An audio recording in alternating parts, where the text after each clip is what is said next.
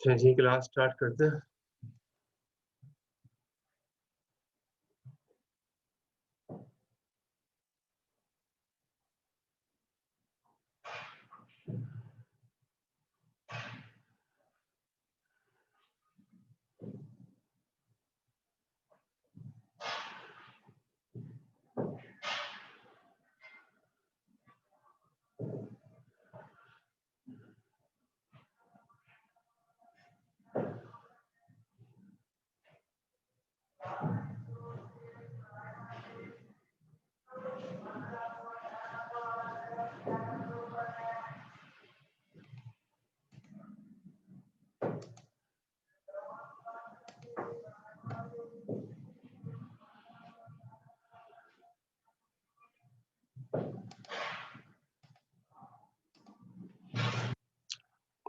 Computer system architecture की बात करते हैं। तो पहले तो ये होता था कि ज्यादातर सिस्टम जो थे single general purpose processor use करते थे, यानी कि एक ही प्रोसेसर, एक ही सीपीयू लगा होता था, सिंगल सीपीयू होता था और वही सारे काम करता था, इसलिए जनरल पर्पस नाम लिखा है। जनरल पर्पस का मतलब है कि सारे काम एक ही सीपीयू करता था, नहीं है। लेकिन अब जो है मल्टी प्रोसेसर्स का ट्रेंड आ गया है। मल्टी प्रोसेसर्स का मतलब क्या है कि जाहिर है इसमें एक सीपीयू इन्वॉल्व नहीं है, बल्कि मल्टीपल प्रोसेसर्स जो है इन्वॉल्व है। मल्टीपल प्रोसेसर्स मिलके काम कर रहे होते हैं, तो ऐसे सिस्टम्स को हम कहते हैं multi processor systems, also known as parallel systems. तो पैरेलल सिस्टम्स भी इनका नाम है, मल्टी प्रोसेसर सिस्टम का टाइटली कपल सिस्टम्स भी कहते हैं, ठीक है। तो इसका फायदे है, इसके बहुत सारे फायदे हैं, एडवांटेजेस यहाँ पर डिस्कस किए गए हैं। Number one is increase throughput. Throughput increase हो जाता है, जाहिर है जब एक प्रोसेसर नहीं है, 2 3 4 प्रोसेसर्स हैं और वो सारे मिलके काम कर रहे हैं, तो जाहिर है फिर थ्रूपुट बढ़ जाएगा। थ्रूपुट का मतलब क्या, आउटकम जो है उसका बढ़ जाएगा। पर सेकंड के ऊपर जो आउटकम है, या पर सेकंड पे जो टास्क परफॉर्म करने की स्पीड है वो बढ़ जाएगी, थ्रूपुट बढ़ जाएगा। तो यहाँ पर ये लिखा है the speed of ratio with n processors is not n।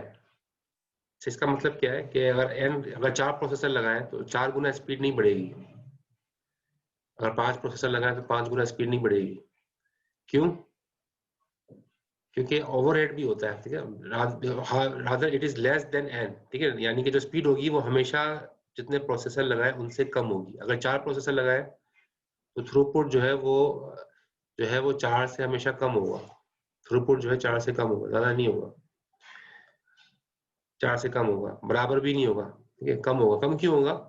Because of overhead and contention, overhead and contention of shared resources. यानी कि जाहिर है हर प्रोसेसर का जो है वो अपना एक ओवरहेड भी होता है, ठीक है, अपने रजिस्टर्स भी होते हैं और दूसरे रिसोर्सेज भी शेयर हो रहे हैं, कीबोर्ड माउस वगैरह, तो हर प्रोसेसर उनको भी संभाल रहा है।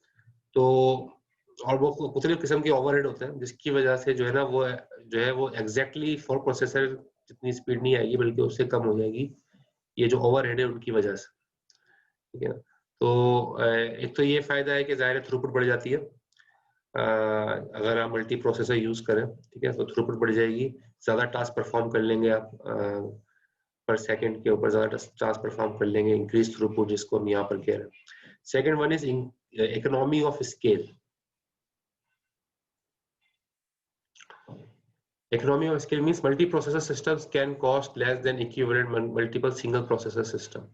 खर्चा भी कम होता है, ठीक है, यानी कि आपका जो है बजट जो है वो कॉस्ट इफेक्टिव सॉल्यूशन है ये, क्योंकि जाहिर है अगर आप सिंगल प्रोसेसर सिस्टम लेंगे, ठीक है ना, तो वो जो अगर आप मुख्तलिफ 4 कंप्यूटर लेंगे, सब चारों के चारों में सिंगल प्रोसेसर लगा है, उसकी बजाय आप एक कंप्यूटर लें जिसके अंदर मल्टी प्रोसेसर लगे हुए हैं, 4 प्रोसेसर लगे हुए हैं, तो उसकी कॉस्ट कम होगी, क्योंकि वो सिस्टम एक है, जाहिर है उसके अंदर अगर अलग सिस्टम लोगे तो रैम भी अलग लेनी पड़ेगी, कीबोर्ड माउस वगैरह जो अंदर मदरबोर्ड की चीजें हैं वो सारी अलग लेनी पड़ेंगी। लेकिन अगर एक ही सेम सिस्टम यूज कर रहे हो और सेम सिस्टम के अंदर ही 4 प्रोसेसर लगे हुए हैं, तो जाहिर है वो ज्यादा कॉस्ट इफेक्टिव सॉल्यूशन होगा, इकोनॉमिकली वो ज्यादा अच्छा होगा।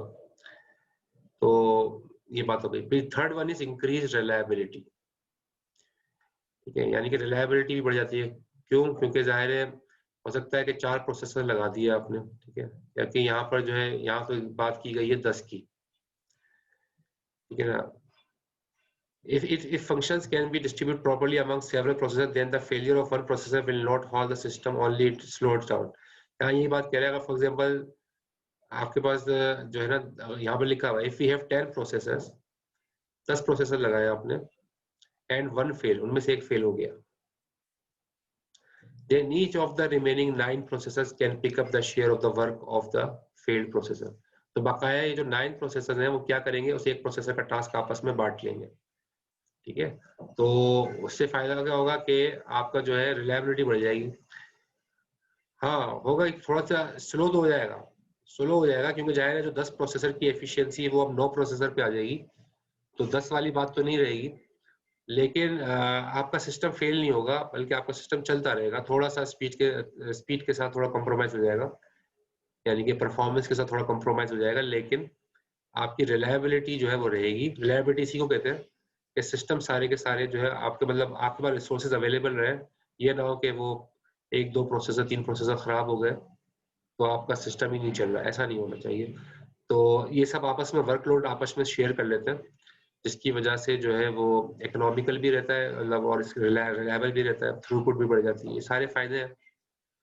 तो अगर एक प्रोसेसर फेल होता है तो एक हकीकत में 10% जो है स्लो हो जाता है सिस्टम, ठीक है ना, क्योंकि ज़ाहिर है 10 प्रोसेसर है, एक प्रोसेसर फेल हो गया तो 10% से सिस्टम की परफॉर्मेंस स्लो हो जाएगी, लेकिन पूरा सिस्टम फेल नहीं होगा, system will not fail all together, ठीक है, पूरा सिस्टम फेल नहीं होगा, बल्कि कुछ इसकी एफिशिएंसी जो है वो कम हो जाएगी। तो कोई क्वेश्चन है इसमें तो वो पूछ लें, आगे चलते हैं।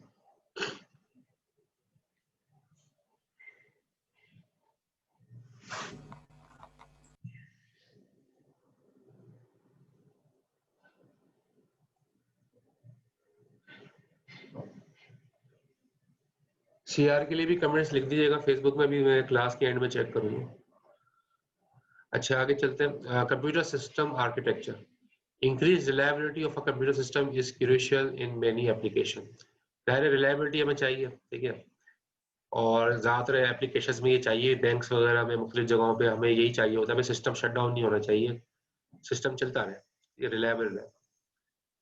तो the ability to continue providing service proportional to level of surviving hardware is called graceful degradation। तो इस कॉन्सेप्ट को कहते हैं ग्रेसफुल डिग्रेडेशन, जो भी आपको बताया कि 10 प्रोसेसर थे, एक खराब हो गया और 9 वर्किंग में है, तो 9 जो है वो 10th का जो है जो 10वां प्रोसेसर है उसको उसकी जो लोड है वो आपस में शेयर कर लेते हैं, तो उसको कहते हैं ग्रेसफुल डिग्रेड हो गए आप, यानी कि ग्रेसफुल डिग्रेडेशन हो गई, परफॉर्मेंस जो ग्रेसफुली जो है वो उन्होंने डिग्रेड हुई है, थोड़ी कम हुई है, लेकिन सिस्टम चल रहा है, ठीक है, इसको कहते हैं ग्रेसफुल डिग्रेड। इस स्ट्रेटेजी का नाम ये है, ये ग्रेसफुल डिग्रेडेशन है, ये परफॉर्मेंस थोड़ी कम हुई है लेकिन चल रही है चीजें। और यहाँ पे लिखा है सब systems go beyond graceful degradation, कुछ सिस्टम ऐसे होते हैं वो ग्रेसफुल डिग्रेडेशन से भी आगे का काम करते हैं, वो क्या काम है, फॉल्ट टॉलरेंस।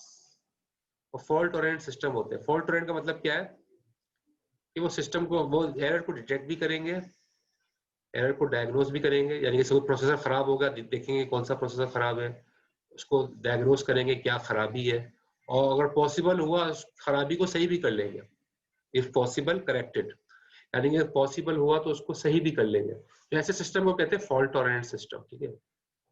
तो इसके अंदर एक्चुअली वो करते हैं, उसके अंदर सेल्फ रिपेयरिंग का ऑप्शन होता है कि भाई कभी कभी कोई ऐसा माइनर सा प्रॉब्लम होता है जो कि थोड़ा सा जो है वो चीजों को या समझे एक तरह से हैंडल करने से वो सही हो जाता है, तो ऐसे सिस्टम को कहते हैं फॉल्ट टॉलरेंट सिस्टम। तो सिस्टम को सिस्टम 10 प्रोसेसर थे, 9 हो गए, लेकिन 9 के बाद दोबारा 10वें को सही करके दोबारा उसको एक्टिवेट कर दिया गया, तो दोबारा एफिशिएंसी 10 प्रोसेसर की आ जाएगी वापस, अगर सिस्टम आपका फॉल्ट टॉलरेंट है।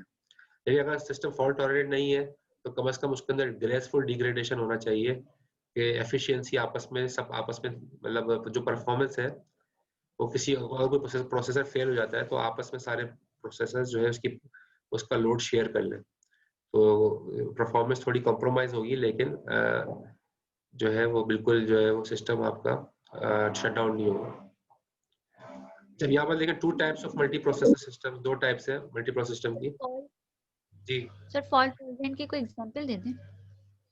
फॉल्ट टॉलरेंट की, अच्छा ये आपने जी रेड सर। का नाम सुनना है? रेड, ये असल में थोड़ा सा टेक्निकल चीजें हैं इसमें। Redundant array of independent disk, ये सुना है आपने? नहीं सर। अच्छा, इसमें होता है क्या है, अच्छा आपने आजकल ये देखा होगा एटीएम पे भी अब ज्यादातर अब ये कर रहे हैं। पहले तो ये होता था कि आपके जो ईमेल हॉटमेल है या याहू है या जो ये सिस्टम्स थे ना, या ईमेल जिन पे जाना, तो वो भी जो है ना शट डाउन हो जाते थे। वो कहते थे 2 दिन 3 दिन मेंटेनेंस चल रही है, लेकिन अब ऐसा नहीं होता। हालांकि फॉल्ट तो आजकल भी आते हैं, फॉल्ट तो आते हैं, लेकिन ये सिस्टम को शट डाउन नहीं करते, बल्कि बैक एंड के ऊपर फॉल्ट को डायग्नोस करके रिकवर कर देते हैं और थोड़ी देर के लिए सिस्टम को शिफ्ट कर देते हैं बैकअप पे, और बैकअप से दोबारा रिकवर कर लेते हैं। तो इसको कहते हैं मतलब फॉल्ट टॉलरेंट सिस्टम है। तो ये सब जगह अप्लाई हो गया। विंडोज में भी आप देखें, विंडोज में भी आप बैक एंड में बहुत सारे प्रॉब्लम आते हैं, लेकिन आपको नजर नहीं आते आजकल। पुरानी विंडोज को आप देखें, जैसे विंडोज 95 या उसके बाद की विंडोज थी, उसमें बहुत फॉल्ट्स आते थे और बार बार एरर मैसेज आते थे। आजकल एरर मैसेज नहीं आएंगे। विंडोज 10 पे आप देखें एरर मैसेज नहीं आ रहे, क्योंकि वो बैक एंड पे ही ना फॉल्ट को करेक्ट कर लेते थे अपने एंड पे। तो बहरहाल ऐसे सिस्टम को फॉल्ट टॉलरेंट कहते हैं कि जो बैक एंड के ऊपर ही कोशिश करते हैं, लेकिन जरूरी नहीं है कि वो फॉल्ट, अगर वो ऐसा हुआ कि करेक्ट हो सके तब तो वो करेक्ट कर लेते हैं, वरना वो भी यही कहते हैं कि भाई फेलियर आ गया है, तो वो भी ग्रेसफुल डिग्रेडेशन की तरफ चले जाते हैं। ठीक है सर। सही है। अच्छा, एसिमेट्रिक मल्टी प्रोसेसिंग की किस्में लिखी हैं, ठीक है? 2 टाइप्स हैं। एक एसिमेट्रिक है। मल्टी प्रोसेसिंग का मतलब क्या है? मल्टीपल प्रोसेसर लगे हुए हैं, उसी को मल्टी प्रोसेसर सिस्टम कहेंगे। इसकी 2 किस्में हो गई। एक किस्म कौन सी है? Asymmetric multi processing. Asymmetric means हर प्रोसेसर को एक टास्क असाइन है। Each processor assigned a special task, ठीक है, या स्पेसिफिक टास्क। हर प्रोसेसर को एक स्पेसिफिक टास्क असाइन है। उसमें होता है क्या है, एक हो जाता है, एक प्रोसेसर बन जाता है बॉस, और वो बाकी मानदा प्रोसेसर्स को कंट्रोल करता है, ठीक है ना? यानी कि एक बॉस प्रोसेसर होता है, बाकी सब उसके जो है समझे एक तरह से उसके उसके अंडर में आते हैं बाकी सारे प्रोसेसर। तो बॉस प्रोसेसर जिस तरह से जो है बॉस यानी कि बन जाती है, उसमें बॉस वर्कर रिलेशनशिप बन जाती है। तो बाकी प्रोसेसर एक इस तरह से वर्कर प्रोसेसर होते हैं। बॉस प्रोसेसर टास्क असाइन करता है। अगर 10 प्रोसेसर लगे तो एक प्रोसेसर बॉस प्रोसेसर मानेगा, जो बाकी 9 प्रोसेसर को टास्क असाइन करेगा। अपने लिए भी टास्क रखेगा, बाकी सबके लिए भी टास्क रखेगा, ठीक है? तो ये होता है एसिमेट्रिक मल्टी प्रोसेसिंग में। जबकि सिमेट्रिक मल्टी प्रोसेसिंग में ऐसा नहीं होता। सिमेट्रिक मल्टी प्रोसेसिंग में कोई भी बॉस प्रोसेसर नहीं होता। Each processor performs all task with in the operating system. Her processor कोशिश करता है कि सारे टास्क परफॉर्म करे, ऑपरेटिंग सिस्टम के अंदर रहते हुए सारे टास्क परफॉर्म करे। तो वो होते हैं, ऐसे प्रोसेसर्स कहलाते हैं सिमेट्रिक मल्टी प्रोसेसिंग, ठीक है? तो इसमें सारे प्रोसेसर्स ना पीयर्स हैं। पीयर्स का मतलब क्या है? सेम लेवल पर है, कोई बॉस नहीं है, कोई बॉस नहीं है, कोई वर्कर नहीं है, सारे पीयर्स हैं, आपस में मिलके काम कर रहे हैं। नो बॉस वर्कर रिलेशनशिप, ठीक है? तो ये दोनों तरह के आर्किटेक्चर होते हैं। यानी कि किसी में अगर एसिमेट्रिक होगा तो बॉस प्रोसेसर का कॉन्सेप्ट होगा, अगर सिमेट्रिक होगा तो सारे जो है वो एक पीयर लेवल के प्रोसेसर्स होंगे, जो आपस में सारे टास्क जो है शेयर कर रहे हैं, मतलब सारे टास्क ऑपरेटिंग सिस्टम के आपस में परफॉर्म कर रहे होंगे मिलके।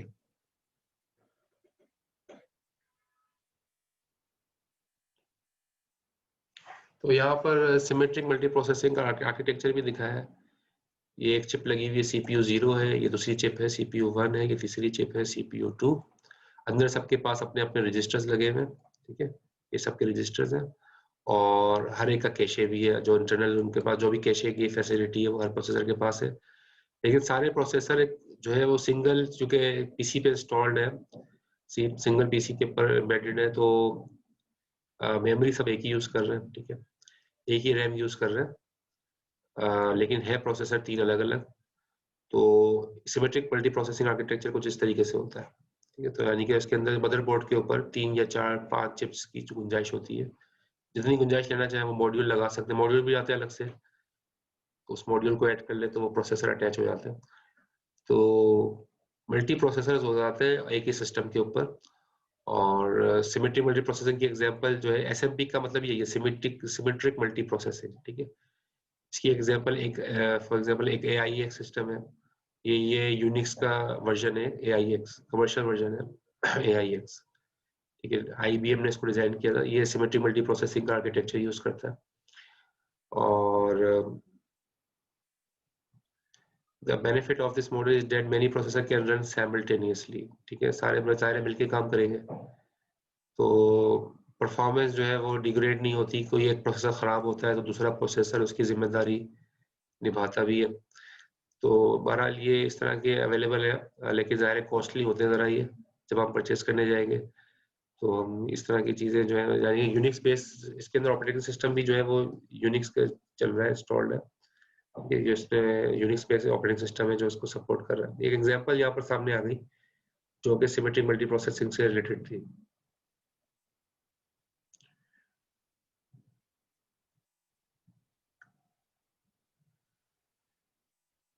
तो बता ये रहे कि जितने भी हैं वर्चुअली का मतलब है ज़ाहिर है उनका इंटरनल वर्किंग ऐसी है कि all modern operating system including Windows, ये विंडोज भी, मैक भी, OS भी, लिनक्स भी, सारे के सारे अब जो है वो सिमेट्रिक मल्टी प्रोसेसिंग को सपोर्ट करते हैं, ठीक है। सपोर्ट करते हैं, अगर हम करना चाहें तो हम ये कर सकते हैं। विंडोज भी सपोर्ट करती है लेकिन हम करते नहीं है नॉर्मली लोग। लेकिन अगर मल्टीपल चिप्स जो है, मल्टीपल प्रोसेसर लगाना चाहें, ज़्यादातर बड़ी कंपनी जो है अपने जो सर्वर्स बनाती है हाई एंड, उसमें ये यूज करते हैं, मल्टीपल प्रोसेसर्स लगाते हैं सर्वर्स के ऊपर। तो यहाँ पर एग्जांपल दी है Sun micro operating system version 4 provided asymmetric multi processing. तो सन का जो ऑपरेटिंग सिस्टम है, माइक्रो सिस्टम ऑपरेटिंग सिस्टम है सन वालों का, सन वाले वही है जिन्होंने जावा बनाई है, ठीक है। तो ये इन्होंने उनका जो ऑपरेटिंग सिस्टम है OS के नाम से, सन OS वर्जन 4 के नाम से, वो एसिमेट्रिक मल्टी प्रोसेसिंग को सपोर्ट करता है। वही एसिमेट्रिक का मतलब क्या, वही बॉस वर्कर रिलेशनशिप, ठीक है, एक बॉस होगा उसमें। जबकि वर्जन 5 जो है उसका, जो सोलरिस का है, वो सिमेट्रिक को भी सपोर्ट करता है और एसिमेट्रिक दोनों को सपोर्ट करता है। मतलब ये थोड़ी एग्जांपल्स हैं, मतलब अगर हम यूज करना चाहें तो कर सकते हैं, अवेलेबल है। तो multi processing can cause a system to change its memory access model from uniform memory access to non uniform memory access, ठीक है। तो यूनिफॉर्म मेमोरी एक्सेस का मतलब क्या है, UMA और NUMA, ठीक है। UMA क्या है, uniform memory access is defined as the situation in which access to any RAM from any CPU takes the same amount of time. यानी CPU अगर रैम को एक्सेस कर रहा है, क्योंकि CPU मल्टीपल है ना, अगर 4 CPU लगे तो हर कोई रैम को एक्सेस करेगा, तो CPU जो रैम को एक्सेस कर रहा है, तो अगर 4 CPU है तो चारों CPU रैम को सेम अमाउंट ऑफ टाइम के साथ एक्सेस करेंगे, यानी कि सबका टाइम इक्वल होगा रैम को एक्सेस करने का। नॉन यूनिफॉर्म में क्या होता है, some parts of memory may take longer to access than other parts, creating a performance penalty। तो इसमें कुछ रैम जो है कुछ प्रोसेसर को ज्यादा मिल जाती है, कुछ प्रोसेसर को रैम कम मिलती है। तो जिन प्रोसेसर्स को रैम कम मिलती है तो उसमें थोड़ी सी परफॉर्मेंस डिग्रेड हो जाती है, जिनको ज्यादा मिलती है उसकी अच्छी हो जाती है। तो ऐसे आर्किटेक्चर को नॉन यूनिफॉर्म मेमोरी एक्सेस कहा जाता है। तो मल्टी प्रोसेसिंग के अंदर ये दोनों हैं, यूनिफॉर्म भी मेमोरी एक्सेस का भी कॉन्सेप्ट है कि सबको मेमोरी का इक्वल एक्सेस मिलता है। नॉन यूनिफॉर्म में मेमोरी का अलग अलग एक्सेस मिलता है, किसी को ज्यादा किसी को कम, जिससे परफॉर्मेंस डिग्रेड हो सकती है। तो रिसोर्स मैनेजमेंट के जरिए से जो है ना वो न्यूमा की पेनल्टी को मिनिमाइज किया जा सकता है। रिसोर्स मैनेजमेंट का मतलब है कि किसी आपने बता दिया कि भाई ये जो है ये एप्लीकेशन है, ये प्रोसेसर 1 पे चलेंगी, ये एप्लीकेशन ये प्रोसेसर 2 पे चलेंगी। ये पहले अगर प्रोसेसर 1 पे ज्यादा एप्लीकेशन चल रही है तो उसको आपने ज्यादा रैम दे दी, प्रोसेसर 2 में कम एप्लीकेशन चल रही है तो उसको रैम कम दे दी। तो अगर आपने प्रॉपर यूज रिसोर्स की मैनेजमेंट कर ली तो उससे काफी हद तक जो है उसका न्यूमा का जो ड्रॉबैक है कि परफॉर्मेंस की जो पेनल्टी होती है वो काफी हद तक मिनिमाइज हो जाएगी। अच्छा जी, आगे चलें, कोई क्वेश्चन तो नहीं है स्लाइड में?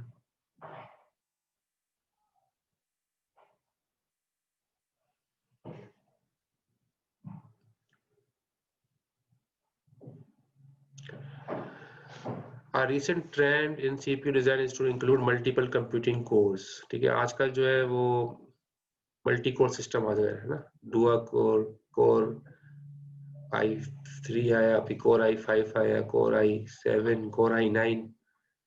ये मल्टी कोर सिस्टम है। मल्टी कोर क्यों कह रहे हैं कि मल्टीपल कंप्यूटिंग कोर्स और अ सिंगल चिप, एक चिप पे सारे प्रोसेसर लगा दिए।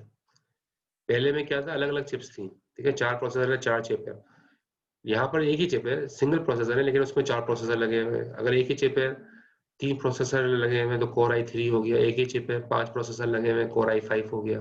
एक ही चिप है, 7 प्रोसेसर लगे, कोर i7 हो गया। चिप एक ही है, प्रोसेसर्स की तादाद बढ़ जाए तो वो मल्टी कोर हो जाता है, ठीक है। तो they can be more efficient then multiple chips. Multiple chips से ज्यादा अच्छे होते हैं सिंगल चिप वाले, कि मल्टीपल चिप के अंदर जो है, जाहिर है मल्टीपल चिप्स भी आपस में कम्युनिकेशन करती है ना। एक चिप 1 है, एक चिप 2 है, एक सीपीयू है, एक दूसरा चिप है, ठीक है, तीसरी चिप है। ये भी तो आपस में एक दूसरे के साथ कम्युनिकेशन करेंगे, और जाहिर है जब ये मल्टीपल होंगी तो फासला भी ज्यादा होगा, ठीक है, डिले भी आएगा एक दूसरे के साथ कम्युनिकेशन करने में, तो डिले भी आएगा। लेकिन अगर ये सारी की सारी एक ही चिप पे आ जाए, ठीक है ना, ये सारी तीनों एक ही चिप पे आ जाए, तो इनके अंदर आपस में कम्युनिकेशन बहुत फास्ट हो जाएगी, आपस में कम्युनिकेशन बहुत फास्ट हो जाएगी और डिले कम हो जाएगा। तो हम यही चाह रहे होते हैं कि ज़्यादा एफिशिएंसी बढ़ जाए। तो आजकल ज़ाहिर है यही ट्रेंड चल रहा है इसी का, कि एक ही चिप के ऊपर मल्टीपल प्रोसेसर्स जो है वो आ जाते हैं।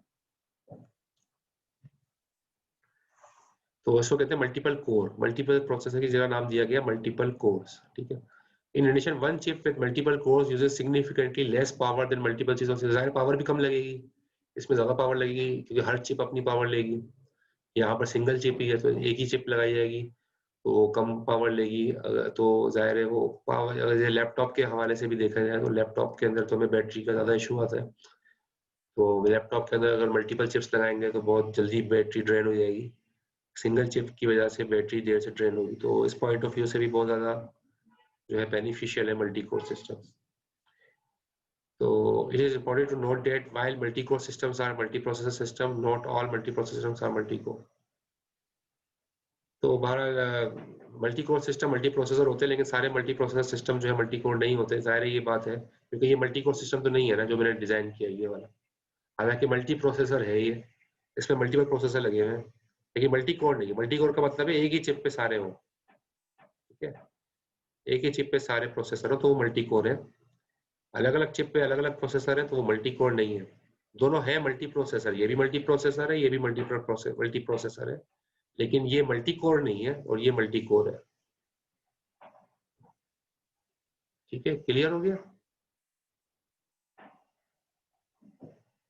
क्वेश्चन तो नहीं है इसमें कुछ, आगे चले।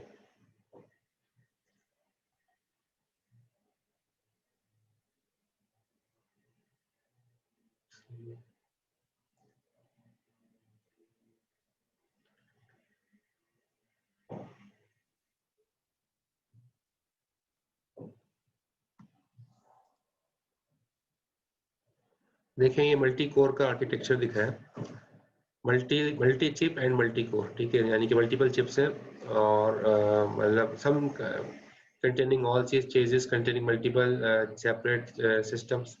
खैर यहाँ पर तो ये मल्टी कोर सिस्टम दिखा है, डुअल कोर डिजाइन है, 2 प्रोसेसर है सिंगल चिप के ऊपर। Dual core design with 2 course placed on the same chip, ठीक है, यानी कि एक कोर ये हो गया, एक कोर ये हो गया। कोर क्यों कह रहे हैं? क्योंकि इसके अंदर सीपीयू भी है, उसके रजिस्टर्स भी है, उसका कैशे भी है। तो ये कोर के अंदर 3 चीजें होती हैं, ठीक है, सीपीयू, उसके रजिस्टर्स, उसके अंदर उसके लिए कैशे। दूसरे कोर में दूसरा सीपीयू, उसके रजिस्टर, उसका कैशे। तो ये मल्टी कोर बन गया, ठीक है। तो ये लेकिन सब दोनों रैम एक ही यूज कर रहे हैं, रैम एक ही यूज करेंगे दोनों। तो ये डुअल कोर का डिजाइन है।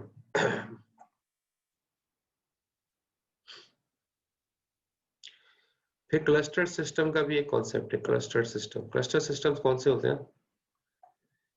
मल्टी प्रोसेसर सिस्टम होते हैं। ये मल्टी प्रोसेसर सिस्टम की तरह ही काम करते हैं, लेकिन ये मल्टीपल सिस्टम्स हैं, यानी कि मल्टीपल कंप्यूटर्स हैं, you know? यानी कि कहने का मतलब ये कि जैसे लैब के अंदर आपका होता है, लैब के अंदर मल्टीपल कंप्यूटर्स है ना, तो मल्टीपल सिस्टम्स हैं एक्चुअली। तो मल्टी प्रोसेसर एक कंप्यूटर के अंदर भी आ सकते हैं, लेकिन मल्टी से ये जो क्लस्टर सिस्टम है ये कंप्यूटर में नहीं आएंगे, ज़ाहिर है ये तो अलग अलग सारे कंप्यूटर्स होंगे जिनको आपस में इंटरकनेक्ट किया जाएगा। तो क्लस्टर सिस्टम जो है मल्टी प्रोसेसर सिस्टम से डिफरेंट होते हैं, क्योंकि मल्टी प्रोसेसर सिस्टम तो मल्टीपल प्रोसेसर्स होते हैं जो एक ही सिस्टम में लगे होते हैं, जबकि क्लस्टर सिस्टम्स ये मल्टीपल कंप्यूटर सिस्टम है जो कि आपस में इंटरकनेक्टेड होते हैं। तो फर्क समझ में आ गया आप क्लस्टर सिस्टम्स का और मल्टी प्रोसेसर सिस्टम्स? ठीक है, तो दे आर कंपोज्ड ऑफ 2 और मोर इंडिविजुअल्स, 2 या 2 से ज्यादा इंडिविजुअल कंप्यूटर्स है आपस में कनेक्टेड है। ठीक है, तो इनको हम लूजली कपल्ड भी कहते हैं। लूजली कपल्ड क्यों कहते हैं कि जाहिर है सिस्टम ही अलग है, एक सिस्टम अलग है, एक सीपीयू अलग है, दूसरा सीपीयू अलग है। ठीक है, तो ये लूजली कपल्ड इसलिए का है कि एक यानी कि आपस में लैन के जरिए कोई वायर के जरिए आपस में कनेक्टिविटी की है एक केबल के जरिए, तो इसको इसलिए नाम दिया लूजली कपल्ड। वो टाइटली कपल्ड थे कि एक ही प्रोसेसर के अंदर थे सारे। ठीक है, मल्टी प्रोसेसर एक ही प्रोसेसर के अंदर है तो टाइटली कपल्ड कहलाता है। लेकिन क्लस्टर्ड सिस्टम जो है ना ये कहलाते हैं लूजली कपल्ड, क्योंकि ये अलग अलग कंप्यूटर्स पे होते हैं, समझते हैं लोग। इसकी एक एग्जांपल है storage area network. Storage area network इस तरह का नेटवर्क होता है जिसके अंदर मल्टीपल कंप्यूटर्स होते हैं और वो सारे मिलकर डेटा को सेव कर रहे होते हैं। ठीक है, और कुछ डेटा किसी कंप्यूटर पे होता है, कुछ डेटा किसी कंप्यूटर पे होता है। तो ऐसे नेटवर्क को हम कहते हैं storage area network. Provides a high availability service which survives failure. उसमें ये भी होता है कोई अगर एक सिस्टम फेल हो जाए तो दूसरा उसकी जगह ले लेता है। ठीक है, बैकअप भी बनता रहता है, एक तरह से बैकअप का काम भी होता रहता है इसमें। तो हाई अवेलेबिलिटी रहती है इसमें क्योंकि जाहिर है आपस में सब सिस्टम मिलके काम कर रहे हैं, तो रिडंडेंसी जो है उसका लेवल बढ़ जाता है। रिडंडेंसी कैसे कहते हैं?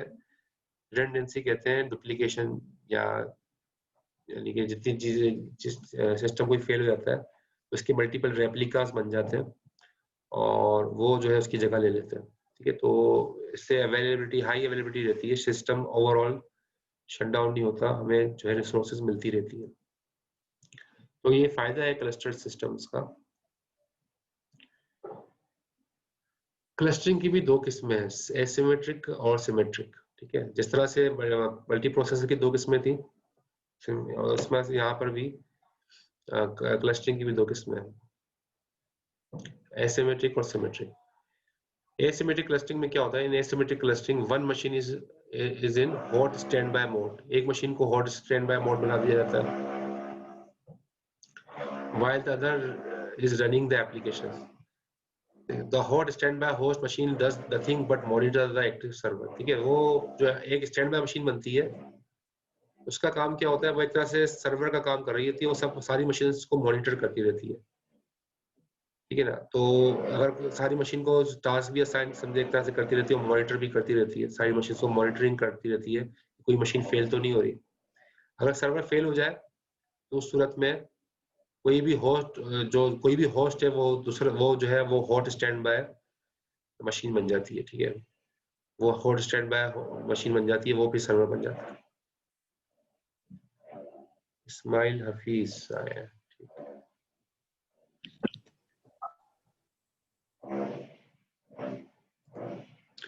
Symmetric clustering. In symmetric clustering, two or more hosts are running applications and are monitoring each other. ठीक है, यानी कि इसमें कोई सर्वर नहीं है। ठीक है, इसमें तो एक स्टैंड बाय सर्वर होता है ना सिमेट्रिक में, इसमें कोई सर्वर नहीं है, दो या ज्यादा मशीनें आपस में मिलके एक दूसरे को जो है मॉनिटर कर रही होती हैं। ठीक है ना, तो उसको कहते हैं सिमेट्रिक क्लस्टरिंग। तो इस तरह की जो क्लस्टर सिस्टम को हम हाई एचपीसी भी कहते हैं, हाई परफॉर्मेंस कंप्यूटिंग, कि इससे जो है ना सारी रिसोर्सेज जो है वो अवेलेबल हो जाती हैं और such systems can supply significantly greater computation power than single processor. जाहिर है जब सारे 10 पीसीज हैं, 10 पीसी आपस में मिलके काम करेंगे तो उनकी कंप्यूटेशन पावर ज्यादा हो जाएगी 10 पीसीज की। ठीक है, उनकी कंप्यूटेशन पावर जो है वो ज्यादा हो जाएगी, इस वजह से परफॉर्मेंस जो है ओवरऑल परफॉर्मेंस जो है वो बढ़ जाएगी।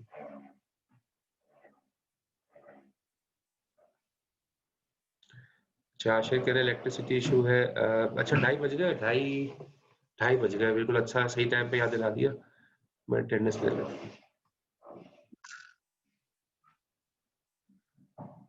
हूँ, फिर आगे कंटिन्यू करते हैं। Sheet,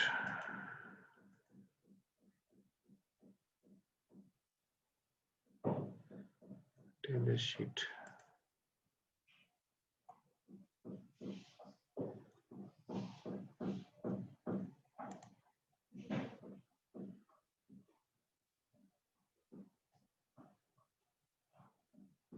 attendance sheet.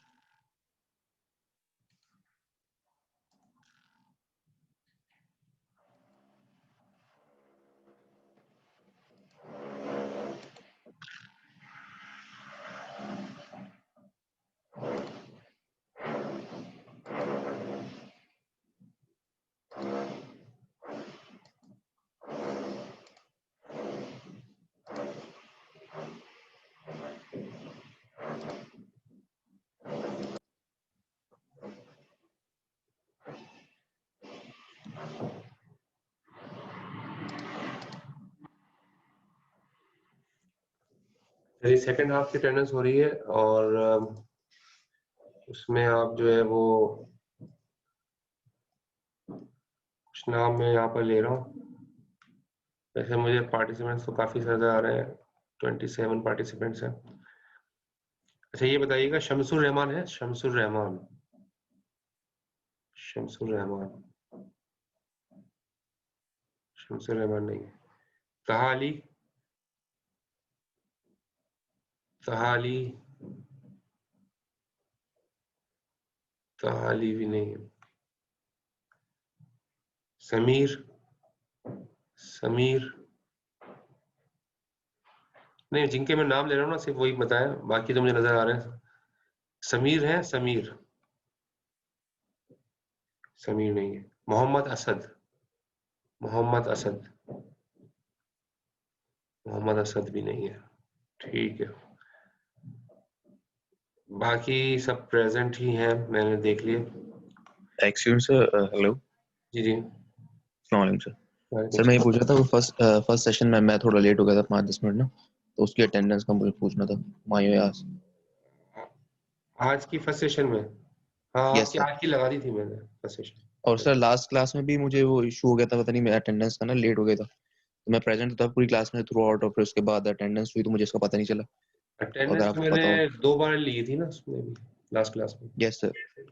तो उसमें आपका नाम मैं अगर नहीं होगा तो जाहिर है वो, हमने ये टाइम तय किया है 2:30 बजे, और एक जो है ना क्लास शुरू होने के 10 मिनट बाद। इन दोनों टाइम पे आप जरूर प्रेजेंट रहें। अगर इलेक्ट्रिसिटी का इशू भी हो रहा है तो कम से कम बैकअप करके कुछ ना कुछ करके इन दोनों टाइम पे जरूर रहें। इसमें अटेंडेंस होगी आपकी। सर कर लूंगा, लेकिन फर्स्ट क्लास थी उसमें पता नहीं था, बस तो तो जरा चेक देख लेगा कीजिए, अगर। वो उसी तक भेज देता हूँ मैं। अभी जैसे क्लास खत्म होगी ना, मैं अटेंडेंस फॉर्म भेज दूंगा। चलो तो ठीक है सर, थैंक ठीक यू। है, बस ये ख्याल रखिएगा, मैंने फर्स्ट क्लास में भी इसको मतलब कह दिया था इस चीज के बारे में। बाकी सबकी सबकी प्रेजेंट है, जिनके मैंने नाम लिए हैं, शमसुर रहमान, तहा अली, समीर और असद। ठीक है, बाकी इनके अलावा सारी क्लास प्रेजेंट है। सर हमारी हो गई है। जी जी, सबकी प्रेजेंट मोहम्मद हो। इब्राहिम। सही जी, सबकी प्रेजेंट हो।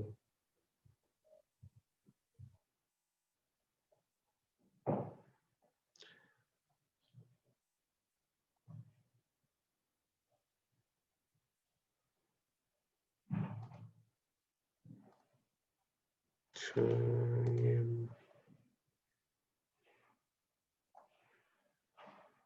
हाँ आशिर, आपकी प्रेजेंट लग गई, सबकी प्रेजेंट हो गई, अटेंडेंस लग गई सबकी। सही है।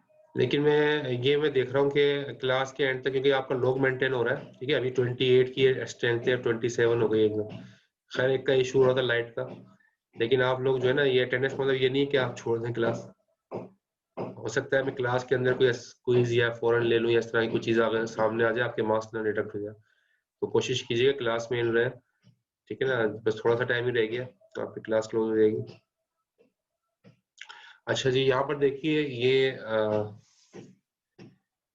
यहाँ पर दिखाया गया स्टोरेज एरिया नेटवर्क, जिसको हम क्लस्टरिंग कह रहे थे, हम क्लस्टरिंग सिस्टम, उसकी एक पिक्चर दिखाई है यहाँ पे, ताकि एक आइडिया हो जाए कि इस तरह के सिस्टम्स एग्जिस्ट करते हैं।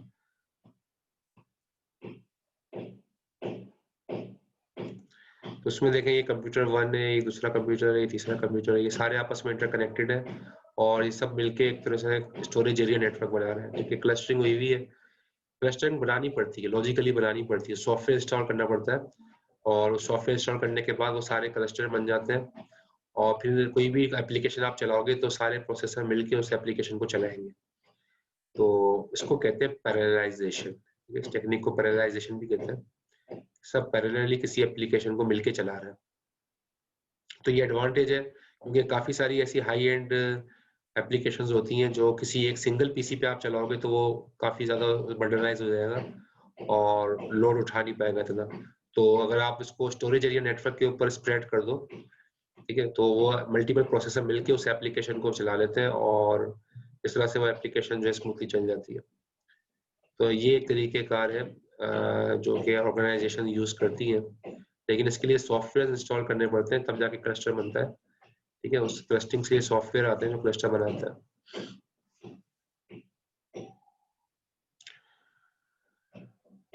अच्छा जी, ऑपरेटिंग सिस्टम के स्ट्रक्चर के बारे में बात करते हैं। इससे पहले कि मैं अच्छा नया टॉपिक स्टार्ट हो रहा है तो वैसे भी 2 मिनट रह गए, मैं डिस्कनेक्ट करके दोबारा कनेक्ट करता हूँ ताकि फिर फौरन टूट ना जाए सिलसिला।